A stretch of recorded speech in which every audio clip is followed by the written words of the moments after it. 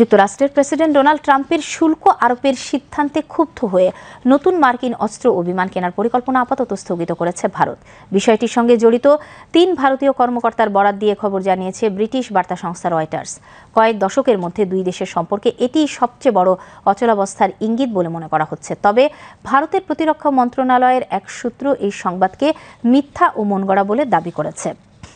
ভারতের প্রতিরক্ষা মন্ত্রী রাজনাথ সিং শিগগিরই ওয়াশিংটন গিয়ে কয়েকটি বড় প্রতিরক্ষা ক্রয়ের ঘোষণা দেওয়ার কথা ছিল, কিন্তু ট্রাম্প প্রশাসন ভারতীয় পণ্যে অতিরিক্ত 25% শুল্ক আরোপ করার পর সেই সফর বাতিল হয়েছে বলে জানিয়েছেন দুই কর্মকর্তা। এর ফলে যুক্তরাষ্ট্রে ভারতের রফতানি পণ্যে মোট শুল্ক দাঁড়িয়েছে 50%, যা দেশটির বাণিজ্য অংশীদারদের মধ্যে সর্বোচ্চের কাছাকাছি।